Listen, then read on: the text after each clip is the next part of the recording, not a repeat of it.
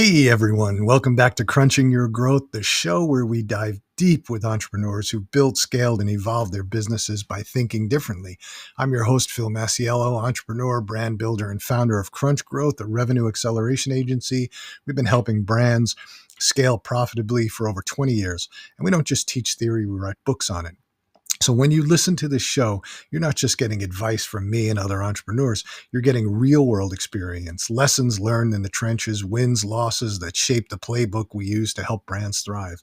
So if you're serious about scaling, about doing the work it takes to build something that lasts, you're in the right place. And today's guest, I am very happy to have on James Mulvaney. He is the founder and CEO of Matchmaker.fm, podcast.co, radio.io. I mean, the guy is just doing a phenomenal job. And I'm so interested in talking to him. We had a slight conversation, but here's the interesting thing. He has never actually had a job in his life, right? Working for someone else, meaning he's got a job working on his own businesses, but he started his first business when he was 16 and it's blossomed from there. So really interesting guy, really interesting story. I think you'll get a lot out of it. And I think a really good focus on bootstrapping because he's done it all without taking in investor money, if I remember the conversations correctly. So we're going to bring him in and we'll talk a little bit about him and get his background story and hear what he's got to say. Hey, Phil, how's it going? Good. And you? Yeah, great. Thanks for the intro. Yeah, that's a very interesting background, very interesting story. We spoke a little bit in the pre-call, but if you could just take us back, go into your whole story and explain to us, a bit about your background, how you got into this, why you got into it, what prompted you, what started you, and all that. All right, then. So we'll start from the beginning, shall we? So, as a kid, I was quite nerdy. I was like, I was the guy who was recording himself on a tape recorder and, all that sort of stuff. And I was really interested in radio. And as I was kind of getting to like 15, 16 years old, I started getting some experience working the local radio station. And I was DJing and I was really I started to build my music collection, record collection. Remember having CDs and records? Yeah. Now it's all, and it was just MP3s were kind of starting to come in then as well. And I was kind of also a little bit of a computer nerd, so I was teaching myself to build websites and a bit of Photoshop and kind of finished school. And before I started college, or sixth form as we call it in the UK, which is like you're 16 years old, 17, 18, I was like, I wanted to start doing this stuff. I want to see if I can make some money doing this stuff. And my friends were going out and getting part-time jobs and working at McDonald's or whatever. And I was like, right, I've got this computer in front of me. I've kind of learned a few skills. Can I get some revenue? Can I get some income from this? And as I mentioned, I've kind of taught myself Photoshop. And the first gig I ever had, I went on like a forum and I said, I can design like, remember those little animated banners that used to be all over the internet? Oh yeah. Yeah, I could make some of them for you. So if you're interested, I'll, $50, I'll design some banners. And so to my surprise, with kind of like no real world experience, someone said, yeah, sure. And actually, believe it or not, this is completely coincidence. I mentioned I was interested in radio. The first banners that I designed, and I did quite a few of these over the next year, was actually for someone running an online radio station. And I kind of then ended up fusing my interest in radio together with the sort of my interest in building web businesses and like learning all that stuff. Went off to university, did a degree which is called interactive multimedia, which sort of sounds old-fashioned now. This was like 20 years ago. And that was basically like web design, e-commerce, a little bit of code and programming. And whilst I was at university, I built a service business called Wave Streaming, and basically we offered streaming media services to the radio industry. So I founded that when I was at uni. Didn't have any staff, didn't really have a clue what I was doing still. Kind of like winged it for the first year or two. And but I was kind of lucky by the time I sort of built that over the 4 years I was studying at university. And by the time I graduated, I was in a really lucky position. I was earning, enough of a living that I didn't need to go out and find a job. And as I mentioned, up until that stage, I'd never really had a proper job. So that was kind of like, I thought, well, I'm going to just take this and run with it. And if it fails after a couple of years, I've got my degree that I can kind of fall back on and go into the industry. But, I was lucky in the sense that, I'd sort of built the foundations at that stage and kind of off I went. Yeah, that's a great story, and a testament to entrepreneurship and just sticking to what you're trying to do. But you've gone on since then. So you have radio.io, right? Radio.co, yeah. Oh, radio.co, right? Yeah. And you've got matchmaker.fm, Mm-hmm. which is where people like myself or others find guests for their shows, podcasts, whatever. Mm-hmm. And then there was one other one, isn't there? Podcast.co. And also I have a production company as well. Yeah. Yeah. So you've got quite a lot of things going on, quite a lot of moving parts. 4 brands that we run, basically. Yeah. Yeah. So can you go into them a little bit? Just give an overview of what each one of them does and how they sort of all meld together. And yeah. So, I'll do them in sort of chronological order to make sense. So, after I mentioned I built this business at university, I graduated, I hired a couple of people and we started growing the platform or the services that we offered, and ended up being really lucky. I struck a deal with AOL. This was when I was about 22, 23 years old. Who even remembers AOL now? They were kind of like a big deal back then, but they've sort of faded away into oblivion now. I don't even know if it's still going, but back then it was a huge internet company, so this was a big deal for me because I was operating out of my little office, and suddenly had this big internet giant approach me, and I thought, well, I've got to go to New York and meet them. And so I did. I flew over to New York, and that was a sort of my first taste of like proper business, if you like. yeah. And that was good because we ran that for probably 2 years. I worked with them, and then they sold that part of their business to another company, and suddenly, as quick as it came, that other company who purchased, who acquired that sort of part of their business said, we don't want to work with you. We've got our own vision and we want to do something else. So I was kind of back at square one at that stage. I'd hired around probably 10 people at that stage. And I thought, gee, this is a lot of responsibility. I've got to meet payroll at the end of every month. And what are we going to do? So we kind of went back to the drawing board and looked at our core offering. And we were selling services into the radio industry, streaming media. And we decided it was time to work on a platform that we kind of owned and controlled. So that's where the idea of radio.co came around. And put simply, it's a radio station in a box, right? So if you think about traditionally the startup capital required to launch a radio station, you need a studio and you need a big transmitter and lots of fancy equipment, racks of servers and all this stuff. And it can be quite overwhelming and also really expensive to get started with. And we thought, well, could we do this, but just do it, as a nice kind of one size fits all kind of cloud-based solution. So you can upload your media, you can create playlists, you can schedule those playlists to go out whenever you want. And our platform handles it all. But rather than having, on-premise solutions and lots of equipment, it just does it all from the cloud. And this was kind of back in 2014 we started working on this, and this was at the time a completely revolutionary idea. No one was really doing anything like this online. So we kind of hammered away at it for about a year, and we launched radio.co middle of 2015, around July. So we're actually coming up to our 10th anniversary, which is very exciting. Yeah. We had, I think, about 1,000 stations sign up within the first sort of 6 to 8 months of launching it. So it was kind of pretty much, we found a demand really quickly and ran with it. And then fast forward about 3 years, we were looking at podcasting. So sort of 2018, 2019, which when we bought podcast.co to the table, which is a podcast hosting platform, distributes to Spotify, Apple, etc. And interestingly, podcasting has seen this big resurgence and big growth over the last sort of 8 years or so. And then lockdown hit, which was kind of put everything up in the air for a lot of different businesses. Interestingly, for both podcasting and radio, we saw lots of growth. We saw big demand for both people wanting to start their own stations or start their own podcast, but also listener growth growing significantly because everyone was stuck at home. And I think the magic thing about radio is, versus just listening to music on a Spotify, is you've got like a friend on the other end of the line. There's someone there as companionship, which is the magic. And this is why radio is still relevant today, and it's still as a great medium as it ever has. And, back in the 70s and 80s, they were saying, oh, video is going to kill the radio star and all that. And then it never did, which is great. So during lockdown, we were in a place where people were looking to find guests and hook up with, potential collaborations. But there was no real kind of clear way of doing this. So we thought, kind of like in a sort of tongue-in-cheek way, let's create like an online dating service, but for podcasters who are looking to find guests. So that's how the idea of Matchmaker came around.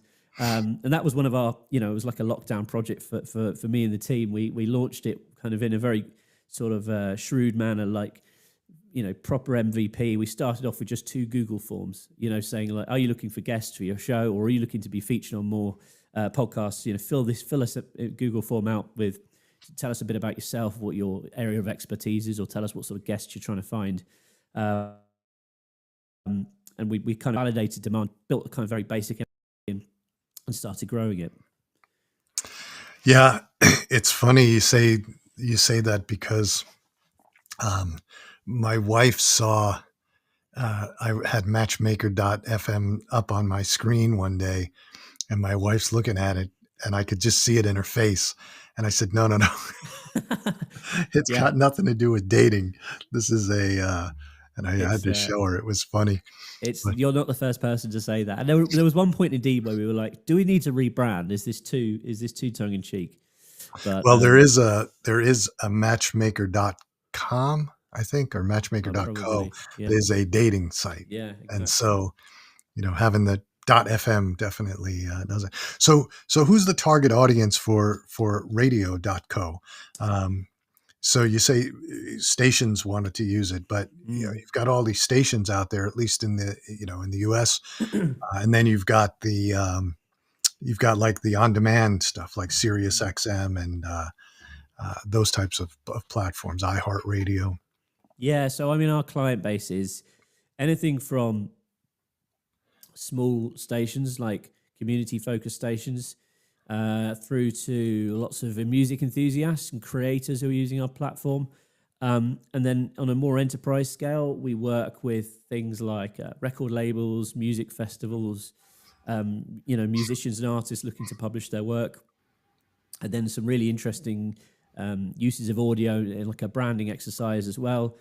We had like a major pet food brand launch a radio station for cats. That was like one of our early wins, like a very well-known pet food brand. And we've had all sorts of stuff like that. We have a major phone network operator who launches a Christmas station called Snowderphone. You can probably guess the brand from that every year, which is awesome. So it's a real mix of different things. I mean, it's really anyone who's wanting to use audio to communicate with their audience. Yeah, that's an interesting it's an interesting proposition. And where does it? But you're broadcasting it on your own channel, right? I would imagine. Yeah, so it's almost like radio.co is like a white label platform in essence. It's a sort of Swiss Army knife for broadcasters. So we aren't delivering audience to our clients. We're not a destination for listeners to come. We're a set of tools for broadcasters to automate, stream, and track, who's listening, etc. And it goes to a website?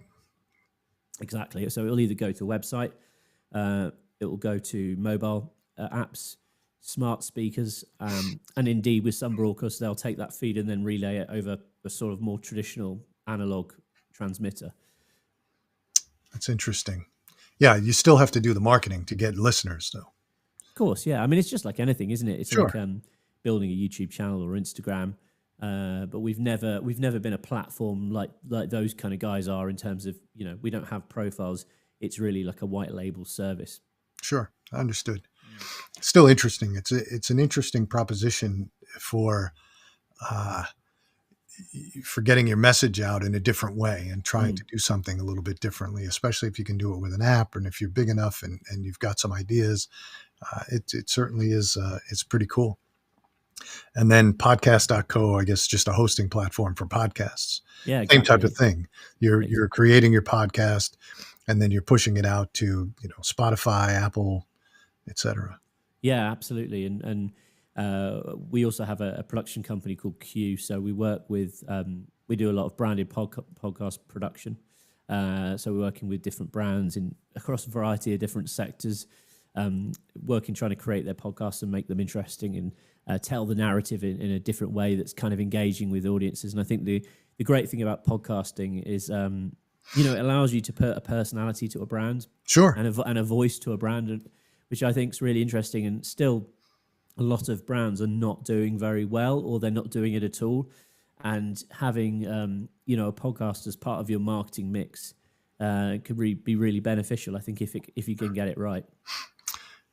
I agree, especially today, because I read a statistic. A friend of mine, um, they analyze the effectiveness of commercials, ads, advertising, video commercials, etc. And they they analyze the effectiveness to the audience. Mm, And they have a big company. They do business with like the Coca-Colas of the world and the Budweisers, etc. But they're actually based in the UK.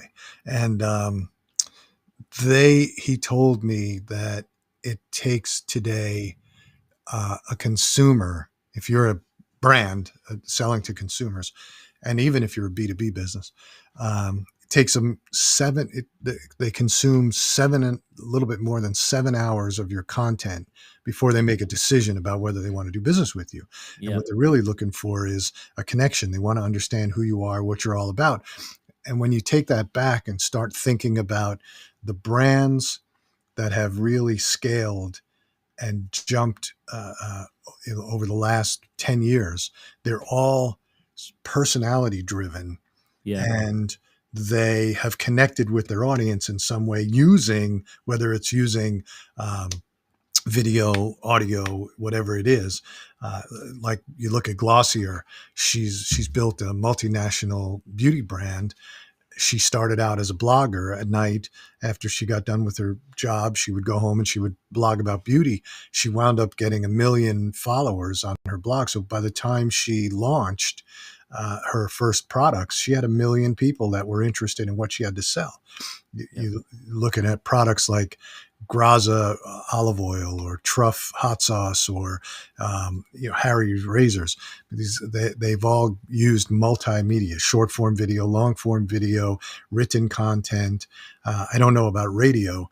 I haven't analyzed that, but it's interesting how easy it is today to get in touch with your customer using these different platforms. But at the same time, you're 100% right. Some people aren't doing it effectively. Some people aren't doing it correctly, or some people aren't doing it at all. And they're just sort of ignoring it, which I think is a mistake. yeah, yeah. I mean, like I've got. I think one of the things that a lot of people, a lot of brands make mistake they make when they're trying to go into podcasting is they don't have a clear idea of who their audience is. So they kind of start with their own story. But the point is, like, the customers don't always care about the brand story. They want something that they can engage with. So instead of like, if you're like a convenience store, for example, you're a grocer, you're selling food. Don't make it about you. Make it about the food. Make it about what people's opinions of food and explain that narrative. If you're running something about sports and nutrition, don't make it about you. Make it about how people can get healthier or little tricks that people can do to improve their diet or whatever it might be. Those are the branded podcasts that seem to do really well. So rather than putting the brand for front and center, they're putting the topic front and center, basically. Well, people want the information. They don't Yeah. they don't just want to hear you talk about yourself or talk about. But yeah, a little shameless. A little shameless self-promotion. I just wrote this book, and that's what it's all about: is the why behind the Cool. buy and how you connect with your customers before you sell them. Because too many times, and this really comes out of our side of the business, which is we're a marketing firm. Yeah. And we help guide people, and we'll even script their videos and things like that. But so many people come to us, so many brands come to us, small, medium, large, and they just want to run advertising and just pound the same message. Mm. And we say, it's not going to work. And in a lot of cases, we'll walk away and say, we're not the right agency for you, because we're not going to do it. Because what's going to happen is, the effect of that is, they're going to get frustrated because it's not going to work. We're going to get frustrated because they're going to continually call us and say the ads aren't working. And we're going to continually say, we know the ads aren't working. We told you they're not going to work, because nobody's going to respond to that. Like, what's different about your product? What are you going to say in this ad that is so compelling that people are going to stop in their tracks and go, oh, I have to have that? It's not. But if you do some things, you look at what short form video has done for some resurgent brands. TGI Fridays, I don't know if you have those in where you are, but We do, yeah. yeah, Funnily enough, they've actually kind of just got bust. They've closed a lot of their stores throughout the UK, because I just think it's become dated. But I'm interested to hear what you're going to say. it has become dated, Yeah. and they were on the balls of their feet, and they started doing short form video on TikTok internally, just talking, just like you said, focusing on the products, the mozzarella sticks and some of the items that Yeah. they were known for. And all of a sudden, they're getting a resurgence. Their sales are starting to improve. They're Wow. starting to go up, because they started focusing on the product and the quality of the product. And all of a sudden now, they didn't do it with running an ad saying, 50% off, come, here's some coupons, go here, go there. And you look at some of the brands that have failed, like Bed Bath and Beyond. They never embraced e-commerce. They never embraced the digital world. The only thing they used their website for was to give out coupons that you could use in the store.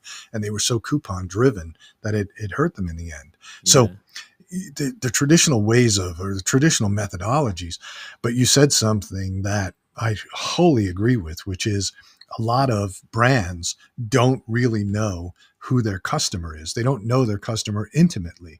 And if you don't know your customer, then you can't speak to your customer, because you can't speak like them. And we've seen a lot of brands get to, 100 million, 200 million, $300 million, and still don't have any clue who their customer is. Yeah, I think what you've just said as well, it's about chasing. Too many brands will chase quick wins over loyalty. So Sure. it's like, like you say, giving out coupons. Okay, let's just get this quick win. How many people can we get through on a Thursday evening or whatever? But actually, loyalty long term is really where what grows businesses and it makes a business sustainable, isn't it? Sure. We see this as well. Like we've when we launched Radio.co, we had very little competition. We've now got quite a few serious competitors. So we're now seeing customers leave, and then actually, which is reassuring, is they'll sometimes leave, then they'll come back to us because they realize that maybe the customer support isn't as good, or the product, they found something that's cheaper and they think it might be better, but actually it's not as good a product. So, loyalty and getting that loyalty, and they wouldn't be coming back to us if we weren't actively trying to build brand loyalty through things like creating content and, like good, clear marketing. That's just so important, I think, in business. Yeah, absolutely. Yeah, 100%. And I think that's another piece. And when you have a retail company, and I spent some time in retail. I had my own stores, and then we got acquired by a major supermarket chain. And I used to sit in these meetings. Every retailer has a Monday morning meeting where they look at the sales from the prior week, and it's very transactional. All they're looking at is transactions, and they don't look at the amount of customers coming through, whether we're growing customers or losing customers. They don't do that until a competitor is going to open up. And if a competitor is going to open up, then everybody starts focusing on, upgrading the store and doing all these different things. But I used to think, wow, you're not using the technology that you have to determine how many customers are coming through and whether or not you have loyal customers.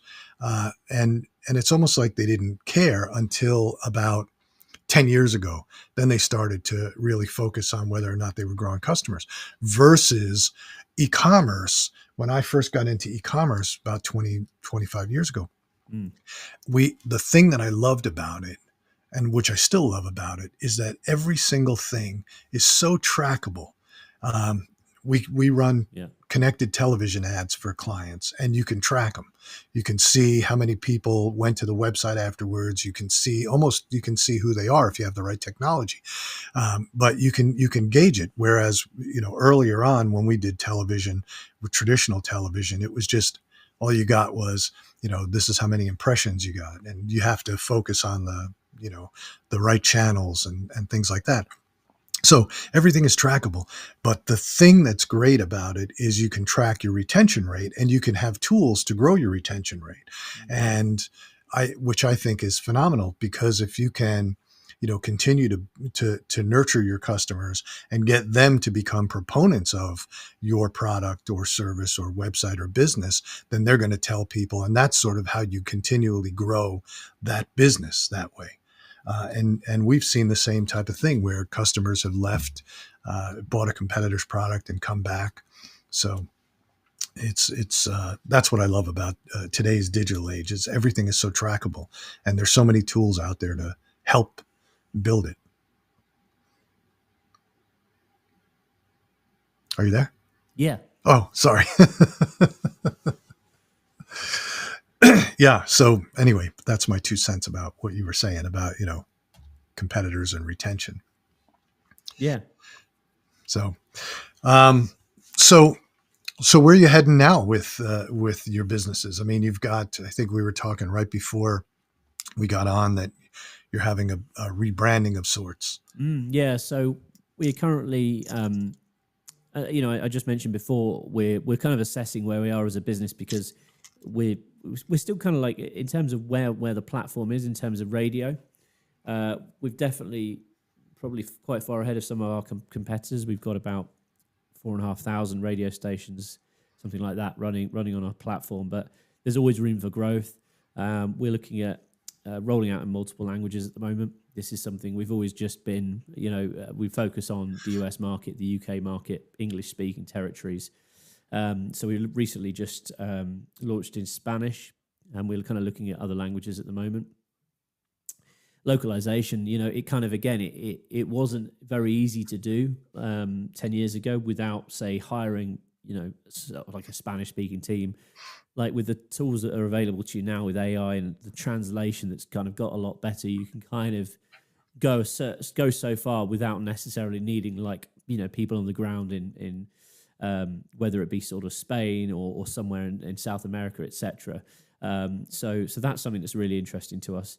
Also you mentioned the rebrand. Yeah, we're working on a big rebrand at the moment, and it's been a big project because of, we've got the platform, we've got our social media assets, we've got our website, so it's stuff that we've been working on for 10 years. So it's become, it's quite a big project to do that. So it's getting the different areas of the business all sync. So we're trying to launch it in conjunction with our 10th birthday, which is like about a month's time, and also tie that in with a major new feature launch too. So all very exciting, keeping us very, very busy at the moment for sure.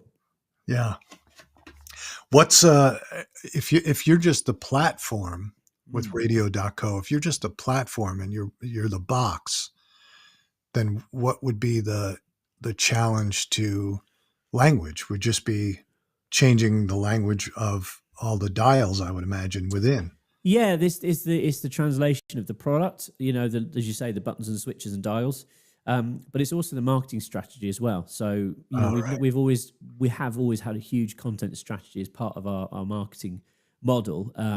So we have lots of video content, we have lots of written blog posts, social media, short form, long form, all of that stuff. But that's only ever been in English. So we're kind of like starting to experiment with different languages and seeing how we can do that. I mean, again, the cool thing about AI is you can actually translate a lot of your video content, which previously you might have to have it translated, hire a voiceover to revoice it in a different language, but you can kind of automate a lot of that process now. So that's really interesting. And I think, as a business as well, these kind of emerging markets that we're looking at kind of targeting as well, because again, 10 years ago, there was still sort of certain developing countries, there wasn't much internet access. They didn't have smartphones. That's completely changed now.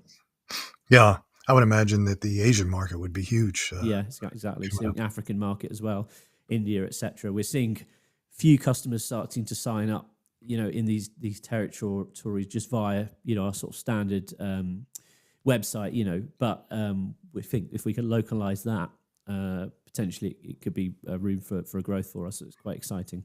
Yeah, that's so. What's your take on AI from a business perspective, and how Okay. you're using it? And Yeah. Well, I really like it. Okay, and it's interesting because last week actually we held a 2-day workshop for all of our development team. So that was good. We had someone come in who's quite experienced with using AI as a development tool, and this is one of the things. I mean, it absolutely amazes me and sort of scares me at the same time. Is when I look at how long it took to build the radio.co platform or podcast.co, they were like 18-month projects. But you can now build software with AI without really being able to code at all. There's a lot of these they're calling it vibe coding, right? I don't know if you've heard that term, but vibe coding is basically being able to create a software product without having to actually write the code. And the most expensive part of our business is our development team. We've got about 12, 15 people, something like that, who are working in software development. And traditionally they're sat there writing lines and lines of code, but you can sure, you can automate this now. I still think to build a really complicated or a proper web application, you've got to have an understanding of how to architect it and how to scale it, and all. So it still requires specialist knowledge, but of course that's probably going to change over the next 2-3 years. So I think this is as I say, I see opportunity in it, and also see certain threat to us as a sort of software company, and certainly lots of software providers who are kind of providing tools for lots of things, little things, that you can kind of basically build your own software tools to do whatever you need now using AI. So I think this is an absolutely fascinating area to me anyway, as a sort of software guy who's built have been doing this for a living for like the last 20 years. Some of our developers spend years and years perfecting their craft, and you can get a computer to do some of this stuff now. Then, aside from that, as a marketer, I think again this is fascinating because you can get AI to create content so much more quickly than you'd perhaps be able to do. And I still think it's perhaps arguably not as creative, or you can't replace people with AI yet, but I think you can certainly use it to really speed up production, whether that be content or software or blog posts, LinkedIn posts, all of that stuff that would sometimes require someone to sit there and write lots and lots of stuff. You can really speed up that process now. I still think you've got to kind of vet it and make someone aware that it's not perfect. But yeah, I'm all for it. I think it's great. yeah, on a personal level, I love it. I can't live without it at this point. We've been using Yes. it for so many years that I can't live without it. But we use it in different ways. Like you, we use it for content, blog posts, but it only gets you about 60% of the way there. You still have to have eyes on it. You still have to clean it up. There are a lot of things that AI does that, they're not perfect, and you can't really just take it. And I think a lot of people think, wrongfully so, and it's not their fault. It's because there's so many products out there that are advertising, just plug this into your website and it'll handle creating all your ads, and it'll do this. And it just doesn't work that way. No. So, the creation of ad content, like we created a little GPT that we have on our website for if you want to go on and create, ad headlines, if you want to do something with your brand and you want to restructure your brand, which I think is fun. But still, you get it and you have to tweak it. You can't just take it and just use it. I'm not a big fan of the image generation that it does. I think that some of the images just look too fake to me. Yeah. I don't like the videos that it produces just because they're not authentic. It's just, No. Yeah. I think that's the thing. It doesn't have authenticity yet, does it? yeah, It's not. no. Yeah. But I will say that again, when we do a lot of long form video or help with the long form video, like for television commercials. So we'll do the scripting and we'll hand it off we have two groups, one on the East Coast, one on the West Coast, that are high quality 4K, to handle television commercials. Right. or big screen, multi-screen. And so, for that perspective, for the idea generation, Yeah. I love it. I think it's fantastic, especially because when you have so many different clients and so many different industries, it's hard sometimes to come up with something new. Yeah. But the place that I think nothing, nothing that I have ever seen in my life compares is the ability to analyze large amounts of data in a very short period of time. So if we take on a new client who's been advertising, they've got their, you know, all the data from their ads for the last 10 years, we can take that, we can push it through this AI platform that we use.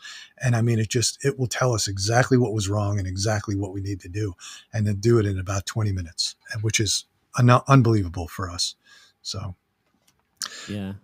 I agree with the data thing. It's just being able to upload, even it's not even just like numerical data as well. You can I was tasked with judging something like, and I was given all these big long sort of two page things on this, that, and the other, and I was quite happy to do it. And I was sort of sat skimming through all this stuff, and I thought, well, can I just not upload all these entries to ChatGPT, like enter the criteria that I've been asked to judge it against, and ask it to kind of score each of these documents based on this, and point out like where they've kind of hit these points, where they haven't hit these points, etc. And so I uploaded, I don't know, whatever it was, 25 pages of just content, these different entries of this competition, and it basically came back. It almost did the job of judging for me. It literally yeah, came back and scored everything, and it said, right, well, this entry's done this, this, and this, and this entry's missed out on these things, and there was other things there as a human being that I was getting tripped up on, because along with your entry, you had an ability to upload photos, right? And immediately, because I'm a visual person, I was drawn to the entries that had photos attached, and then some of them didn't have any photos attached, but what they said in their kind of their applications, or whatever it was called, the document was kind of like better. So it kind of like is unbiased in that respect, which is quite useful for certain things like that. oh, I love it for any kind of Yeah. analysis. I think it's fantastic. I will tell you this about about 6 months ago, I guess, one of our clients that we've had for years that ranked very high in Google search in a very specific industry. All of a sudden, their ranking just plummeted, and we couldn't figure it out.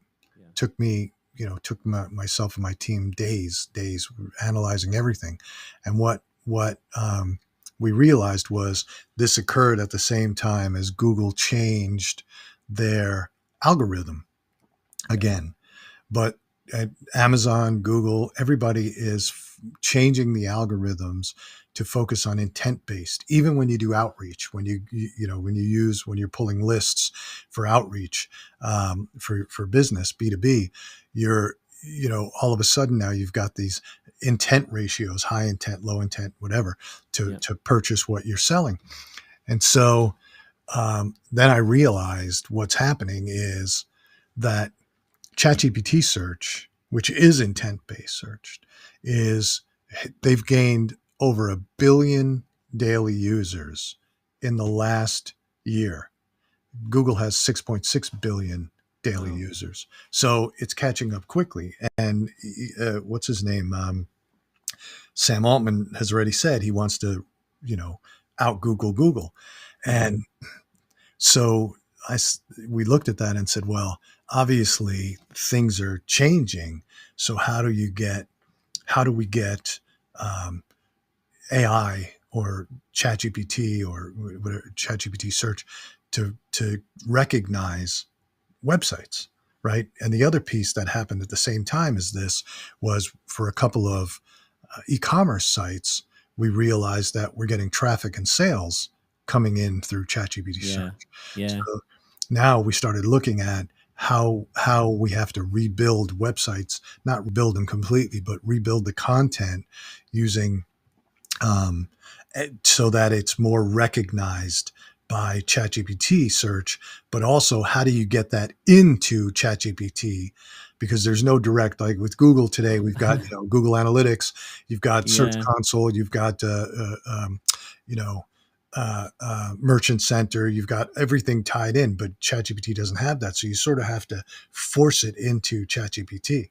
I'm not sure everyone, there's a lot of information out there yet on this. We're lucky because actually and also the data set that it uses is obviously kind of old. Like I think it's 2023 or something. So because it costs so much money to retrain the models, and it's just so much information it has to absorb. So actually, when you're asking it questions, a lot of time people don't realize that sometimes the data can be like two years behind. But there is no guaranteed way that you can get your brand or your company, and we're lucky because we've got 10 years worth of content behind us. You ask it questions about online radio or podcasting, quite often will come up in the answer, which is great, good position to be in. But how do you be in that position? I don't think there's any clear answer yet. And what I'm really interested to see as well is, because obviously OpenAI going to monetize this. There's going to be an advertising platform. I've got no doubt, and that's going to be a whole nother thing for marketers to learn and get on top of. Because of course, the second that happens, everyone's going to go crazy because more and more people are turning to ChatGPT now instead of using Google. Yeah. And of course, Google have got Gemini and also the actual Google results themselves with the sort of AI overview at the top means that people aren't clicking on your listicles as much anymore, your how-to guides, because actually the information that they're looking for is just contained in that little box at the top of Google. They don't need to go on your website. So, as content marketers, how do we overcome that? It's all sort of like, it's a learning curve. I think it's almost interesting because we've all been doing the same stuff for like the last 10, 15 years. We're going to have to completely reimagine how we handle our content strategies. So you're right. There's no clear way of getting the information into ChatGPT, but there are ways to do it. And so we've been reorganizing. We just did one website as a test, just to see, and it seems to be working. But it's a lot of work. I mean, you think SEO is a lot of work. This is a lot of work, and there's no clear way of doing it. So you have to sort of force it in, because, like you said, what you have to basically do is create notebooks of the data that you're trying to get, and then you have to feed it in, which is a very manual process right now. I mean, there's an API, but it's not that great. So. But it's interesting because that is going to, I believe a year from now, we're going to be looking at a different search world.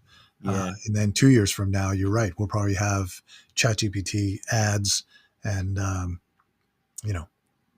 all kinds of other things. Video, audio clips, all of that stuff is going to all be part of it, especially with Johnny Ive, getting him with the team, which is again really interesting. That kind of got me all excited when they announced that. So whatever mysterious device they're working on, which might have a camera and it might be about that big and clipped your shirt or whatever, that's what people are reckoning. Could be really interesting, and it will be all audio driven as well, which as an audio guy, that's really exciting for me. Yeah. I think it's we're about to see an epic change over the next couple of years. But I don't think that it's going to, everybody says, oh, it's going to take jobs away. And, you still need people to manage AI. You still need people to manage the process. You still need people to create what you want to get out of AI, because you can't just say, here's my prompt and it's 2 lines. You have to be clear about what you're asking it to do in order to get the most out of it. Yeah. So, yeah, I think that it's going to be interesting times. There is going to be, I read this the other day, that there is going to be a product feed into AI. So for e-commerce sellers, you're going to be able to push your product into AI so that it shows up when people search, which I think will be interesting. Similar to what Merchant Center does on the Google side, but I don't think it'll be that clean, but it'll still probably be effective. So, which is important for e-commerce, right? Especially in Google search. So, all right. Well, we're almost out of time. And any last thoughts? Any last advice? I know you built this whole thing without taking any investor dollars in, and I know most young entrepreneurs, I find, wear this raising capital as a badge of honor, and I'm not so sure. Well, I know it's not from my experience of doing it. But we were talking about this last week, weren't we? So yeah, I mean, my take on this is look, I mean, there was a little bit of luck involved in my journey. I think there always is, but I believe that you set yourself up so when luck comes your way, you can take advantage of it. You know, for me, when I rewind 20 years, when I was 18, I didn't really have anything to lose. I was kind of like, I just, you know, I didn't need loads of money. I just wanted to make some like a part-time wage on the side. And that was the way I kind of honed and perfected my craft. And I used my 4-year period when I was studying at university, you know, and I had my student loan and everything to fall back on. But I used that as a way of developing and verifying that I had a business. Basically, and my idea was, you know, people were willing to pay for it, and you know, it was going to be commercially viable. You know, beyond just earning like a part-time living. And as I say, by the time I graduated that 4 years, I just did that. I was studying still and kind of trying to balance everything at once. But it was a great time of my life, and I look back on those years really fondly. And you know, I think anyone who's watching is thinking of doing that.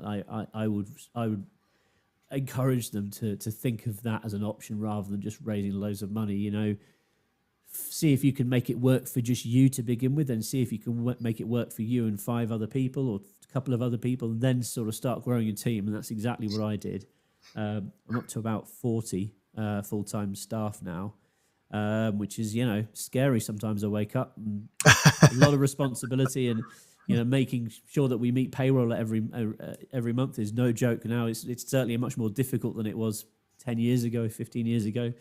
But you know, I wouldn't change it. And I think we were actually about 2-3 years ago looking at raising investment. We had a couple of offers, serious money, from some very serious private equity companies. But the deal just wasn't right. And I was like, this is just going to... I knew that if I took it, even though it was so tempting because I had, you know, millions of dollars on the table, it would change the dynamic of the business. It would change how I run it and also my enjoyment of the process. So decided to walk away from the deal. And, you know, I think that you know, this is just based on I've got lots of friends who have raised money, very mixed experiences. Some people have exited and they're all happy now, but they had this miserable years on the lead up to exit where they were really under the thumb of the investors. Other people have raised, and you know, everything's just ticking along and it's fine.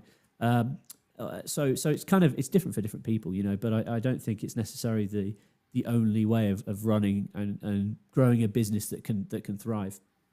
No, I agree with you. And having gone through it a couple of times, I said after the first one, I said I'd never raise structured capital like that again, because it was just so so restrictive. We had to, and just the constant phone calls about reacting to every single small thing. It was just it drove me crazy. So, right, grind you down, doesn't it? Yeah. Yeah. So I'm with you. I think you get as far as you can without it. I think one of the problems that everybody comes thinking is, I've got to raise this money because I got to grow fast, and because if not, then competitors are going to, you know, come out, and then they're going to take the business, and you know, that just doesn't happen.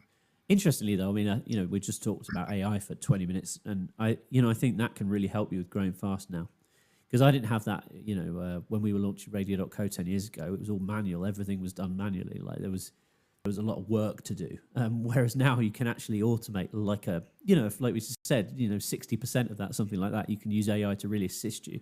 So if you're looking just to validate an idea, there's quick ways of doing it now. Yeah. So how can people get in touch with you? Obviously they can go and they can use radio.co. If they want to start a radio channel, they can use podcast.co if they want to start a podcast, or if they already have one, they could use Matchmaker to get guests.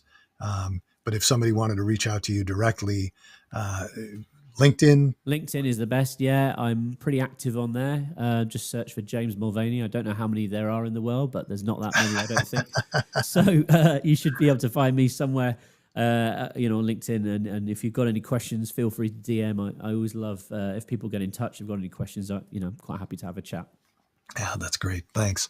So we're out of time, but make sure, you know, you subscribe to Crunching Your Growth for more conversations that move ideas, businesses forward. And until next time, keep building boldly And if you found value in today's episode with James, which I did, don't forget to subscribe to our YouTube channel, follow us on E360 TV. I also broadcast this out to a million other places. The app for E360 is on Apple and Roku and, all those other places. So good having you, and look forward to speaking next week. I'm Phil Masiello, and this is your Crunching Your Growth, and I will see you next time.